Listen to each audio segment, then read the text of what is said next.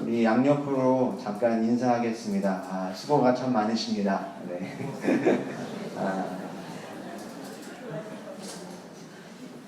피곤하고 힘든 지친 와중에도 이 주님의 전에 주님의 임재를 사모하여 나온 여러분들을 축복합니다.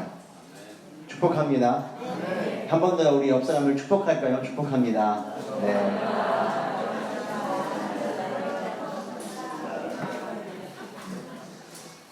아까 앞서 찬양을 하는데 갑자기 예전에 봤던 신문 기사가 생각이 났는데요. 여러분 가수 조용필 씨 아시죠? 가수 조용필 씨가 아주 한창 잘 나갈 때의 이야기인데 그 어떤 아주 시골의 요양원에서 전화가 왔다는 거예요. 그게 무슨 전화였나 보니까 그 요양원에 한 열 몇 살 정도 되는 정신지체 아이인 딸 아이가 하나 있는데 이 원장님이 그 딸 아이를 위해 전화한 거예요. 이 딸 아이가 8년 동안 이 요양원이 왔는데 한 번도 어떤 곳에도 반응을 하지 않았는데 조용필 씨 당신 노래만 나오면 갑자기 눈물을 쭉 흘린다는 거예요. 그 당시 이제 조용필 씨가 이제 4집을 한창 이제 활동하던 때여서 4집의 유명한 곡 여러분 다들 아시죠? 비련. 여러분들 아마 이 곡이 뭔지 몰라도 이거 하면 다 아실 거예요. 기도하는 이러면 갑자기 막 하는 그 영상 다 아시잖아요. 기도하는 말만 하면 갑자기 다들 막 난리가 나는 그때 이 비련을 들으니까 이 딸아이가 눈물을 흘렸다는 거예요. 그래서 이 사실을 본 원장님이 조용필 씨한테 전화한 거죠. 한 번만 좀 와달라. 한 번만 좀 와달라. 근데 이 당시에 이 조용필 씨가 밤에 한 번 노래 부르는데 3천만 원에서 4천만 원을 받았대요. 이 전화를 딱 들은 조용필 씨가 매니저가 이 이야기를 전해준 거죠. 그래서 다 피던 담배를 다 끄시고 나서 가자 이야기를 하시고 그날 있었던 3-4개의 노래를 다 취소하고 갔대요. 위약금을 다 물어주고. 그래서 딱 요양원에 가서 내려서 다른 데 아무 데도 안 보고 이 딸 아이의 앞에 가서 손을 붙잡고 이 노래를 해준 거죠. 기도하는 해준 거예요. 그러다 보니까 이제 그 찬양이래요. 너무 감동적인 이야기여가지고 이 노래를 들은 이 아이가 정말로 펑펑 운다는 거예요. 옆에 있던 부모도 펑펑 울고 난리가 난 거죠. 이 요양원이 다 뒤집어졌어요. 이제 조용필 씨가 이제 이 팬들을 뒤로하고 가는데 이 어머니가 혹시 오셨는데 이 개런티는 어떻게 하냐 물어봤더니 조용필 씨가 그랬다는 거예요. 이 딸 아이가 오늘이 흘린 눈물이 제가 지금까지 다 번 돈과 앞으로 번 돈보다 더 값지고 귀합니다. 뭐 각색이 돼 있다고도 할 수 있겠지만 이 이야기를 그 전 매니저가 실제로 인터뷰한 이야기였어요. 그러니까 신빙성이 있는 이야기죠. 제가 이 이야기가 왜 생각이 났냐면 여러분 사람이 부르는 이 대중가요에도 이런 사람의 닫혀진 마음과 정신을 깨뜨리는 능력이 있는데 하나님을 향한 찬양과 말씀과 기도에 우리의 영혼을 녹일 수 있는 능력이 있을 줄로 믿습니다. 여러분 찬양할 때 여러분 큰 소리로 하시기를 바라고 말씀 들을 때 기대감을 가지고 들었으면 좋겠어요. 이 말씀과 찬양, 기도가 우리가 도살장에 끌려온 양이 아니잖아요. 좀 마음을 문을 열고 기대함을 가지고 내가 오늘 정말 하나님 앞에 내 마음을 열고 하나님을 오늘 사모합니다라는 마음을 가지고 나갈 때 여러분 기도하는 이것도 사람의 마음을 움직이는데 여러분 우리의 마음을 하나님께서 만져주실 줄로 믿습니다. 여러분들은 죄를 뭐라고 생각하시나요? 죄. 우리는 많은 경우 이 죄라는 문제를 어떤 윤리나 도덕적인 것들을 지키지 않는 걸로 생각할 때가 굉장히 많습니다. 해야 할 것을 하지 않고 또 하지 말아야 할 것을 하는 것으로 생각해서 그에 따라서 보상을 받고 혹은 벌을 받는 이런 식으로 이해하는 것이 대부분이에요. 근데 문제는 그거 잘못이라는 것, 죄라는 것은 맞는데 문제는 하나님 앞에서의 우리의 모든 죄의 문제도 우리는 이렇게 원인과 결과의 인과의 법칙으로만 이해할 때가 많다는 거예요. 하나님 앞에 우리가 해야 할 일들을 하면 선이고 보상을 받는 것이고 만약 그 어떤 일들을 지키지 않으면 죄라는 거죠. 이것을 성경이 뭐라고 이야기하죠, 여러분? 율법이라고 이야기를 합니다. 이 율법에 따라서는 여러분 그러나 누구도 하나님 앞에 완전하게 죄를 짓지 않을 수 있는 사람이 있어요? 없어요? 없지요. 율법으로 말미암은 우리 누구도 구원받을 수 없고 모두가 우리는 무거운 짐을 지고 걸어갈 수밖에 없는 겁니다. 자, 그런데 이 호세아서에서 하나님께서 계속하여 이스라엘 백성들에게 너희는 죄를 졌다, 너희 죄를 고발한다라고 이야기하는 이 죄는 이 인과 법칙에 따른 죄가 아니라 바로 관계적인 측면에서의 죄입니다. 내가 하나님과 너희들이 하나님과 얼마나 더 멀어졌는지, 너희들이 하나님과 얼마나 더 떨어졌는지, 너희들이 하는 그 모든 일들이 하나님의 위한 것이 아니라 너희 자신들을 위한 거라는 것을 계속해서 고발하신다는 거죠. 이스라엘 백성들이 뭘 하고 안 하고의 문제가 아니라 너희가 나와 멀어졌다는 거예요. 너희와 나의 관계가 끊어졌다는 것을 이야기한다는 겁니다.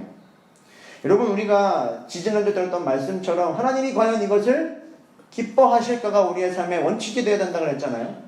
많은 순간 우리가 이것도 하나의 원칙이 될 필요가 있는 것은 내가 이것이 잘하는 일인가 못하는 일인가, 이게 하나님 앞에 죄인가 죄가 아닌가를 구분하는 한 가지의 원칙이 또 있어요. 그건 뭐냐? 내가 하는 이 일, 내가 앞으로 하게 될 이 일로 내가 하나님 앞에 더 가까이 가게 되는가, 혹은 하나님에게서 멀어지게 되는가를 고민해 보면 되는 겁니다.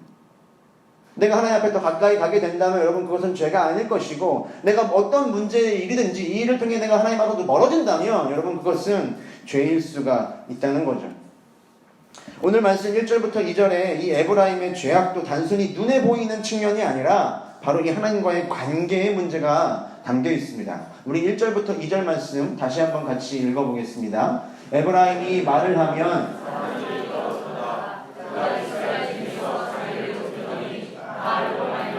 범죄함으로 망하였거늘 이제도 그들은 더 범죄하여 자기를 뱀파가 만들고 자기의 정교함을 따라 우상을 만들었으며 그것은 다 은장색이 만든 것이거늘 그들은 그것에 대하여 말하기를 제사를 드리는 자는 송아지와 입을 맞출 것이라 하더라. 아멘.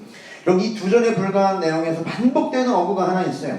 에브라임은 뭘 위하여 이 모든 것을 했다고 적고 있죠? 자기를 위하여요. 우상을 만들고 숭배하고 그 송아지에 입을 맞추는 행위 자체에도 문제가 있지만 이 모든 일의 목적이 어디에 있는 거예요? 지금 자기를 위한다는 거에 더 큰 문제가 있다는 거예요. 자기 자신에게 몰두하고 자기 자신의 확장에만 애쓰는 것이 죄라는 거죠. 마치 해바라기처럼 모든 인간은 하나님을 향하고 영혼을 사모하게 만들어 놓았는데 자기 자신에게만 모든 관심과 이유와 목적이 있는 것이 바로 죄입니다. 자기 자신에게로만 온 관심과 사랑이 쏟아져서 하나님을 잊어버리고 내가 하나님이 되고 자기 자신을 향하여서는 한없는 연민을 품으면서도 그 하나님의 가슴 아파하는 그 아버지의 마음이 있는 곳에는 조금도 안타까워하지 않는 그것이 하나님과의 관계가 깨어진 죄라는 거예요.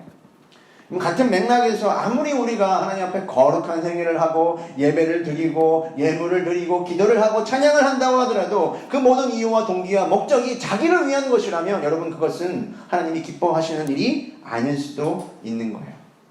하나님 앞에 아무리 거룩한 행위를 하고 설교를 하고 기도를 아무리 열심히 한다고 하더라도 그것을 통해 내 이름이 높아지기를 원하고 내가 뭔가를 얻어내기만을 바란다면 그것은 문제가 있다는 거죠. 여러분, 내가 하는 이 일들로 이 세상에서 얼마나 잘 살지에만 관심이 있다면 그것은 하나님이 가슴 아파하실 일이라는 거예요. 여러분, 이 예배를 드리고 기도하는 목적이 뭡니까? 자기 자신을 위하여 드리는 건가요? 아니죠. 하나님을 위하여 하는 것이 되어야 할 거예요. 하나님을 더 알아가기 위함이 되어야 되는 것이고 하나님을 더 즐거워하기 위함이 되어야 되는 것이고 하나님을 더 사랑하기 위한 것이 되어야 되는 것이며 하나님을 경배에 올려드리는 일이 되어야 할 줄로 믿습니다. 1, 2절에 에브라임과 우리는 그렇지 않다면 다를 바가 없는 거예요. 우리가 무엇을 위해 이 일들을 하고 있는지를 다시 한번 고민해 볼 필요가 있는 거죠. 그래서 4절부터 6절의 말씀을 보면 하나님은 이 이스라엘과의 관계의 문제를 다시 한번 부각시키고 계세요. 너희들과 나가 어떤 관계였는지를 가르쳐 주시는 거죠. 우리 한번 같이 4절부터 6절도 읽어보겠습니다. 그러나 애굽 땅에 있을 때부터 나는 내 하나님 여호와라. 나밖에 내가 다른 신을 알지 말 것이라. 나 외에는 구원자가 없느니라. 내가 광야 마른 땅에서 너를 알았거늘 그들이 먹여준 대로 배가 불렀고 배가 부르니 그들의 마음이 교만하여 이로 말미암아 나를 잊었느니라. 아멘. 하나님이 지금 무슨 이야기를 하고 계시죠? 내가 너희를 애굽에서 구원한 하나님이라는 거예요. 내가 너희들의 구원자라는 거죠. 그것이 너와 나의 관계라는 거예요. 너희들은 종이었던 애굽에서 내가 아니었으면 소망 못 살았을 것들인데 내가 지금 너희를 구원하여 너희는 나의 백성이 되었다. 이것이 너와 나의 관계라는 것을 잊어버렸다는 거죠. 하나님은 이 메마른 땅에서도 그들을 알아서 만나와 매출하기로 먹이시고 돌보셨는데 너희들이 다 잊었다는 거예요. 이게 참 아픈 게요. 하나님은 너희들을 알았는데 백성들은 어떻게 돼요? 몰랐대요. 하나님은 우리를 아시는데 우리 하나님은 잊어버려요. 먹고 배가 부르니 마음이 교만해지고 하나님을 잊어버립니다. 여러분, 이 어떤 말도 이 가운데에서 하나님이 너희들이 나를 위해 더 많은 제사를 드리지 않았구나라고 질책하는 부분도 없고, 더 많은 예배를 드리지 않았다고 질책하는 부분도 없고, 더 많은 기도를 드리지 않았다고 뭐라고 말씀하시는 게 없어요. 다만 관계의 측면만 말씀하시는 거예요. 너희가 나를 잊었다는 거예요. 하나님께서 이 이스라엘 백성들을 먹이시고 구원해 주신 이유가 뭡니까? 복을 주시고 잘되게 하신 이유가 뭐예요? 하나님을 잊어버리라는 게 아니죠. 내가 너와 더 가까이 하기를 원한다는 거잖아요. 내가 너를 더 깊이 만나기를 원하고 나의 너와의 관계가 더욱더 친밀해지기를 원한다. 이것이 하나님 바라시는 것인데 이스라엘 백성들은 다 잊어버린 거예요. 하나님과의 관계에서 여러분 가장 치명적인 죄는 바로 이 하나님을 잊어버리는 거예요. 하나님의 은혜를 망각하는 것이고 하나님을 향한 감사가 그쳐지는 것입니다. 그래서 이어지는 7절, 8절의 말씀에서 하나님은 마치 새끼 잃은 암곰처럼, 여러분 상상 한번 해보세요. 새끼를 잃어버린 암곰처럼 그래서 이스라엘들을 추적하시고 그들을 가만두지 않으시는 거예요. 그들을 찢어서라도 내가 너희를 다시 한번 데려오겠다. 나를 잊어버린 너희들을 내가 놓치지 않겠다. 말씀하고 계십니다.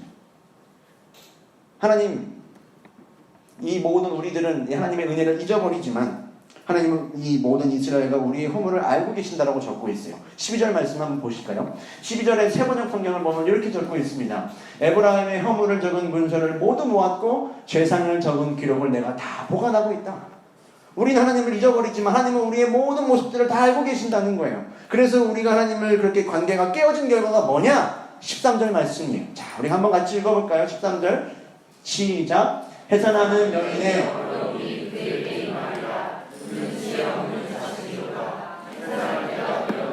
가 나오지 못하느니라. 아멘. 여러분 지금 어떤 상황인가요? 해산하는 여인이 있는데 해산할 때가 되었는데 해산을 할 능력이 없는 거예요. 해산을 해야 뭘 낳습니까, 여러분? 생명을 낳죠. 해산을 해야 회복을 낳고 구원을 낳는데 지금 아이가 산모에 지금 걸려 있는데 그 마지막 해산할 능력이 없는 거예요. 해산을 해야 되는데 해산하지 않으면 어떻게 됩니까? 아이도 죽고 자기도 죽는 거예요. 이게 무슨 말일까요? 여러분 생명을 낳고 회복과 은총을 얻고 싶어도 그 어떤 우리의 몸부림에도 불구하고 우리는 해산할 능력이 없다는 거예요. 우리는 해산할 능력이 없고 생명을 낳을 능력이 없고 우리를 구원할 능력이 없다는 걸 계속해서 이야기하는 거예요. 우리는 우리의 능력으로 새로운 생명을 낳고 하나님 앞에 거듭나고 구원받을 능력이 우리에게 없어요. 그러나 14절이 우리에게 약속되어 있어요. 14절 말씀 같이 읽어보겠습니다.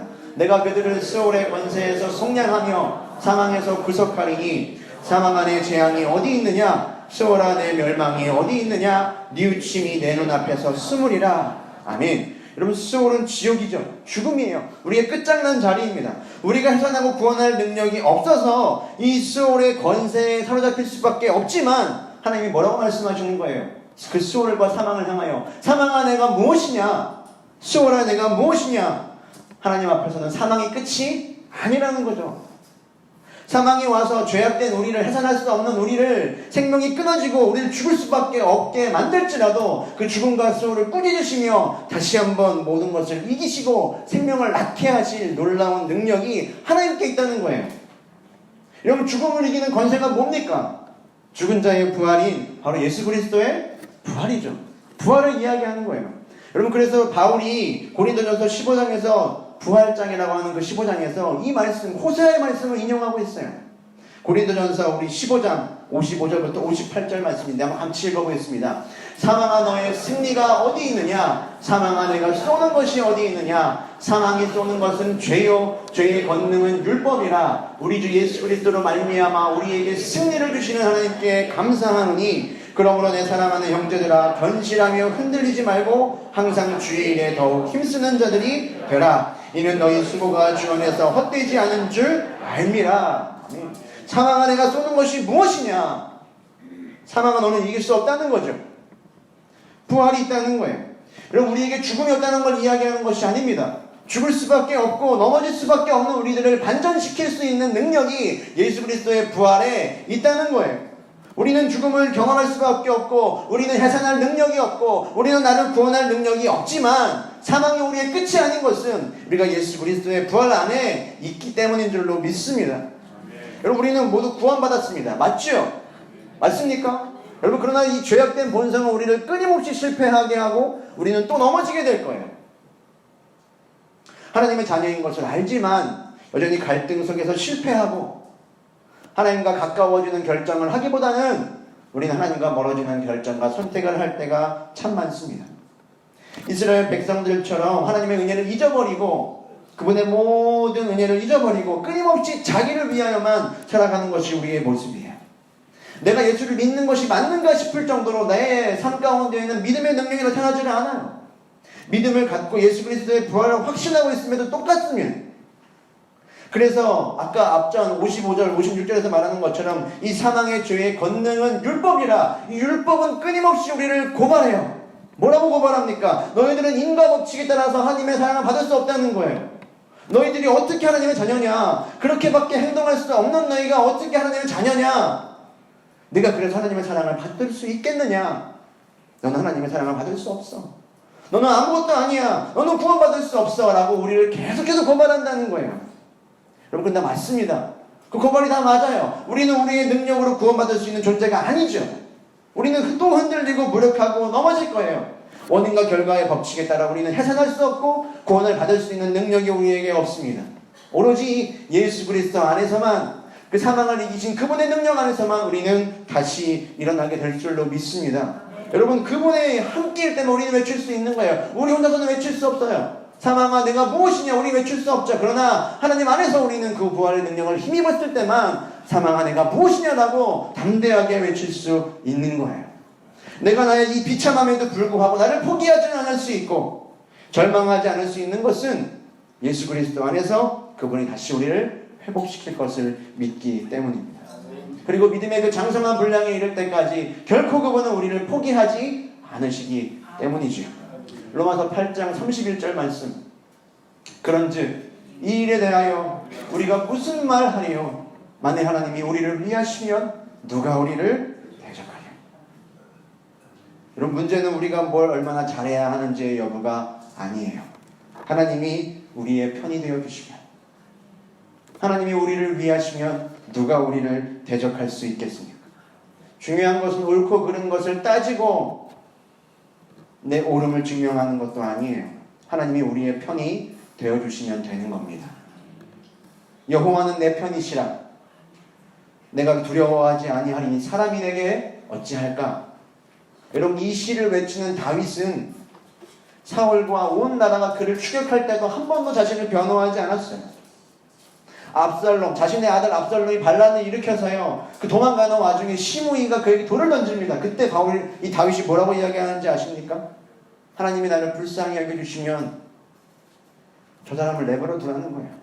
내가 잘못하고 못하고 떠나서 저 사람을 내버려 두라는 거예요. 저 모습을 보고라서도 하나님이 나를 불쌍히 여겨주셔서 내 편이 되어주시면 나는 괜찮을 거다라고 이야기를 해요. 내 옳고 그름의 문제가 아니라 하나님이 나의 편이 되어주셔야 한다는 거죠. 사랑하는 여러분, 오늘 하나님께 우리가 함께 부르짖게 되기를 소망합니다. 아무리 부족하고 죄 많은 우리의 모습일지라도 하나님이 우리의 편이 되시면 우리에게 다시 산 소망이 있습니다. 오늘 이 밤 자격 없는 우리에게 찾아오셔서 하나님, 우리의 편이 되어 주옵소서. 나의 모든 상황과 나의 비참함과 이 죄악된 자리에서 우리는 해산할 능력이 없고 구원할 능력이 나에게는 없지만, 이 죄악된 자리를 박차고 일어날 능력도 없지만, 이 게으름의 자리를 박차고 일어날 의지도 나에게 없지만, 하나님이 나에게 오늘 내 편이 되어주신다면 사망한 내가 무엇이냐? 이 모든 율법에서 자유하게 하시며 은혜 주시는 주님의 능력으로 우리가 다시 일어나게 될 줄로 믿습니다.